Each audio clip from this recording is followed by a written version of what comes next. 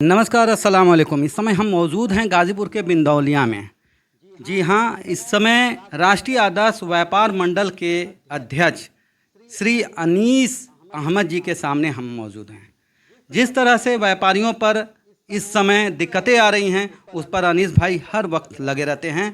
और कल की ऐसी घटना हुई कि एक व्यापारी का पूरा जलकर, बताया जाता है कि शॉर्ट सर्किट की वजह से जलकर उसका दुकान खाक हो गया। तो उसी पर अनीस भाई ने हमको फ़ोन किया और बुलाया कि हम किस तरह से उनकी मदद कर सकते हैं। तो इसी तर्ज पर हम आज यहाँ मौजूद हैं और सबसे पहले अनीस भाई से पूछते हैं कि कैसे आपको मालूम हुआ और अपने बारे में कुछ बताएं। सबसे सबसे पहले तो मैं गाजीपुर खोज चैनल का दिल से धन्यवाद करता हूं, जो आज हमारे दर्द को, हमारी हकीकत को देश के सामने लाने आया है। जब सत्ताएं सो रही थी, तब पत्रकारिता जग रही होती है, और आज आप यहाँ हैं, इसका मतलब है उम्मीदें भी जिंदा है। तो मैं आप गाजीपुर वासियों और सब व्यापारी समाज को मैं बहुत बहुत नमस्कार, आदाब। जैसा कि आप जानते हैं कि कल इब्राहिम भाई की एक दुकान, हमारे व्यापारी की एक दुकान जलकर खाक हो गई। उस संदर्भ में मैं कुछ बातें, अशरफ भाई जो व्यापारी एक खोज चैनल से इंटरव्यू लेने आया है, मैं उनका धन्यवाद देता हूं। कचहरी के पास इब्राहिम भाई की एक दुकान में आग लगने की जो इब्रान नाम है उनका। इब्रान भाई की दुकान में आग लगने की घटना कोई साधारण हादसा नहीं है। यह एक सिस्टम की नाकामी है और शर्मनाक उदाहरण है। आग तो दुकान में लगी, लेकिन जलाया गया है उस मेहनत कश व्यापारी के सपनों को, उसके बच्चों के भविष्य को और पूरे व्यापारी समाज की भावना को। अब मैं प्रशासन से सीधा सवाल पूछता हूं, आपके चैनल के माध्यम से, फायर ब्रिगेड कहां था? क्यों नहीं समय पर पहुंचा?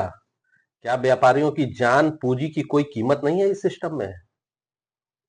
सबसे बड़ी चीज, उस जगह घटना होती है जहां पास में हेड पोस्ट ऑफिस है, जहां पास में अफीम फैक्ट्री है, बिल्कुल पॉश इलाका है शहर का। जी जी। थोड़ी ही दूरी पर डीएम कार्यालय है, उसके बाजू में एसपी कार्यालय है और कचहरी है, न्यायालय है। उसके बाद भी इतनी बड़ी घटना अगर हो जाती है, तो जाहिर सी बात है शासन प्रशासन के लिए बड़ी शर्मिंदगी वाली बात है। उसके बाद भी प्रशासन अगर संज्ञान में नहीं लेता है, तो प्रशासन के लिए बहुत सी शर्मिंदगी वाली बात है। दूसरी चीजें हैं, हम व्यापारी सरकार की रीढ़ हैं, टैक्स हम भरते हैं, रोजगार हम देते हैं, अर्थव्यवस्था हम चलाते हैं, लेकिन जब संकट आता है तो हमें सिर्फ आश्वासन मिलता है, राहत नहीं। यह दोहरा मापदंड क्यों होता है व्यापारी समाज के लिए? हम पूरे व्यापारी समाज की बात कर रहे हैं, क्यों होता है? और हर बार होता है प्रशासन की तरफ से। व्यापारी समाज के लिए मेरा एक संदेश है। आज मैं व्यापारी समाज से कहना चाहता हूं, पूछना चाहता हूं कि अब समय आ गया है, हम सिर्फ गल्ला और स्टॉक ही न संभालें, बल्कि अपने अधिकार और अस्तित्व की भी रक्षा करें। हमारी चुप्पी को कमजोरी समझने की भूल मत कीजिए। अगर व्यापारी एक दिन व्यापार बंद कर दे, तो देश की सांसें रुक जाएंगी। हम किसी से कम नहीं है, लेकिन अब हम खुद को कमजोर दिखाना बंद करना होगा। आपको हम ये इत्तला करेंगे सर कि शासन प्रशासन बड़ी चुस्त दुरुस्त और समय पर आई है। अच्छा। हाँ, उस समय फायर ब्रिगेड के 3-3 बार आई है। अच्छा। वो एक बार जल गया था, इतनी आग ऊपर करीब 15 फीट तक चल रही थी। तो आया भोर में ही आकर, अभी अंधेरा था, तभी वो पूरा बुझा कर गए। लेकिन पता चला कि 8 बजते बजते जो पेड़ उसके बगल में था, उसमें अंदर से पूरा आग निकल रही थी। इमली का पेड़ था संभवतः। जी जी जी। इमली के पेड़ों में या लकड़ियों में आग बहुत जल्दी पकड़ता है, क्योंकि बिल्कुल लाइट वेट होता है जी। तो हम जैसा कि आपने बताया है कि फायर ब्रिगेड आया था, तो क्या फायर ब्रिगेड आया था तो व्यापारी का कुछ बचा उनकी आग बुझाने नहीं, से? वो तो बिल्कुल जल के खाक तो हो गए। यही काम फायर ब्रिगेड जब आग लगा था, अगर टाइम पर आ गया होता तो शायद इतनी बड़ी घटना न होती। अब ये तो मौके पर जो जांच का रहा होगा विषय वो है। बताएगा। यह जांच का विषय है कि फायर ब्रिगेड को ऐसे संवेदनशील जगह पर आने में इतना वक्त क्यों लगा, ये जांच का विषय है। हो सकता है इन्फॉर्मेशन देर में पहुंचा होगा उनको। कैसे हम मान लें उस चीज को। अफीम फैक्ट्री के मुख्य गेट पर पहरेदार खड़े रहते हैं, जी क्या उन्होंने टाइम पर सूचना नहीं दी? ये उनका कर्तव्य नहीं है? हम मान सकते हैं कि हेड पोस्ट ऑफिस उस समय बंद रहा होगा, वहां कोई गार्ड या चौकीदार नहीं होगा, लेकिन अफीम फैक्ट्री के तो पहरेदार या चौकीदार 24 आवर्स वहां ड्यूटी देते हैं। सुरक्षा के पहलुओं से क्या इनका उनका दायित्व या उनकी जिम्मेदारी नहीं बनती है? बिल्कुल, हर इंसान की दायित्व बनती है। वो फायर ब्रिगेड को सूचना दें। नहीं। आप सोच लीजिए कि आज वो आग एक व्यापारी के दुकान में लगी, कल वो आग किसी सरकारी प्रतिष्ठान में लग जाती है, क्या तब भी इतनी देर होती? ये सोचने की विषय अगर है। इतनी देर होती तो सरकार का कितना बड़ा नुकसान होता। तो हम ये तो जांच का विषय है और वाकई सोचने पर मजबूर कर दे रहा है व्यापारी समाज को। ये भेदभाव सिर्फ व्यापारी समाज के लिए ही क्यों है? क्या टाइम पर फायर ब्रिगेड नहीं आ सकता था? आग पर काबू नहीं पा सकता था? और व्यापारी की जब दुकानें जल के खाक हुई, कौन से जिम्मेदार अधिकारी वहां पहुंचे, व्यापारियों से बात किया? अब ये तो बता सकते हैं कि हम 6 बजे से 8 बजे सुबह तक थे वहां, 2 घंटा थे। एक लोग आए, बाद में जो पेड़ थे उसमें से आग निकलने लगी तो वो मेरे सामने फोन किए और ये भी पता चला कि बाद में आए फिर फायर ब्रिगेड वाले पानी से उसको बुझाएं। अब फायर ब्रिगेड बाद में आया, देर से आया, ये जांच का विषय है। इस प्रशासन को भी इस पर संज्ञान लेना चाहिए। ये व्यापारी समाज के साथ ही हर बार क्यों होता है?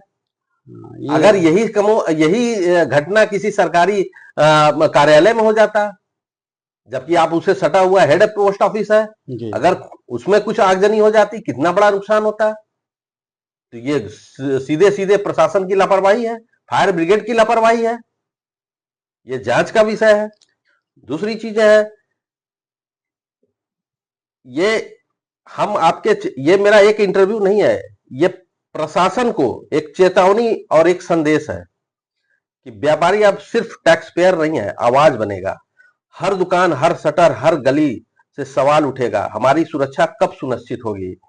आपदा के वक्त हमारे साथ कौन खड़ा होगा?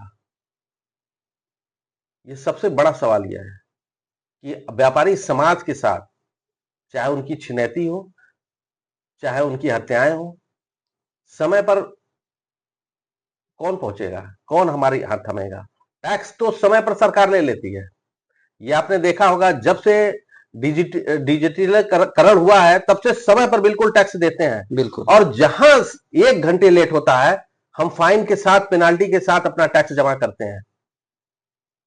तो फिर सुविधाएं हमें क्यों नहीं समय पर मिलती है? यह सबसे बड़ा सवाल मेरा सरकार से है, प्रशासन से है। व्यापारी अपना अगर टैक्स समय से नहीं देता है, 1 सेकेंड उसका टैक्स लेट हो जाता है, वो पेनाल्टी के साथ टैक्स भरता है।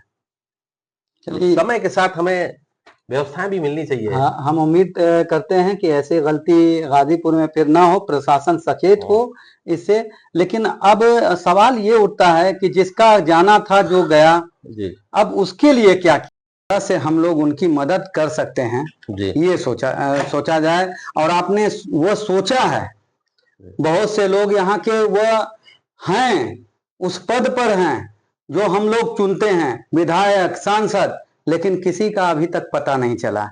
और व्यापारी बंधु हैं जो गाजीपुर के, जो याद कर रहे हैं, तो हम अनीस अहमद भाई से एक बार फिर करेंगे, जो राष्ट्रीय आदर्श व्यापार मंडल के अध्यक्ष हैं। इन्होंने ये कदम बढ़ाया है और उस व्यापारी का मदद करने के लिए जिसका कल पूरी दुकान जलकर खाक हो चुकी है, तो उसके लिए क्या मदद किया जाए सर? राष्ट्रीय आदर्श व्यापार मंडल की तरफ से मैं अपने जनपद के जनप्रतिनिधियों से निवेदन करना चाहता हूं कि वो आगे आए, अपनी जिम्मेदारियों का एहसास करें। सदर विधायक से मैं निवेदन करना चाहता हूं, मैं सांसद जी से निवेदन करना चाहता हूं कि आप व्यापारी समाज पर जो दुखों का पहाड़ टूट पड़ा है, उस व्यापारी पर जिसके छोटे छोटे बच्चे हैं, मैं अपील करता हूं अपने जनप्रतिनिधियों से कि उस व्यापारी के ऊपर, जिसके ऊपर दुखों का पहाड़ टूट पड़ा है, उस व्यापारी से मिले और आर्थिक रूप से और शासन की तरफ से जो भी मदद हो सकता है उन व्यापारी की मदद करें। और क्योंकि व्यापारी समाज कहीं ना कहीं जनप्रतिनिधियों के साथ भी खड़ा रहता है और सरकार के साथ तो कदम से कदम मिला के व्यापारी समाज चलता है, और व्यापारी समाज ही देश की आर्थिक रीढ़ है जिसको नकारा नहीं जा सकता है। तो मेरा निवेदन है कि व्यापारी समाज और जनप्रतिनिधि जो हमारे गाजीपुर के हैं, और भी ऐसे बड़े व्यापारी हैं जो उस व्यापारी की जो भी मदद कर सकते हैं अपनी तरफ से करें। राष्ट्रीय आदर्श व्यापार मंडल उस व्यापारी के साथ कदम से कदम मिला के खड़ा है और मजबूती से खड़ा है। और मैं आपके चैनल के माध्यम से इस चीज का विश्वास दिलाना चाहता हूं, उस व्यापारी को उसी राह पर मैं खड़ा करूंगा। ये राष्ट्रीय आदर्श व्यापार मंडल का वादा है। अगर व्यापारी को कहीं से कोई मदद नहीं मिली, मैं जिस व्यापार फुटवेयर ट्रेड से बिलोंग करता हूं, मैं अपने ट्रेड के ही व्यापार से उसी राह पर उस व्यापारी को खड़ा करूंगा। ये मेरा वादा है गाजीपुर जनपद वासियों से। तो मैं आपसे बहुत बहुत शुक्रगुजार हूं गाजीपुर एक खोज चैनल का, और उम्मीद करता हूं कि व्यापारी समाज पर जब भी कभी कोई घटना घटती है और आपके माध्यम से मेरे पास सूचना आती है, तो यकीन मानिए राष्ट्रीय आदर्श व्यापार मंडल पूरे जोर तरीके से व्यापारी की आवाज बनेगा।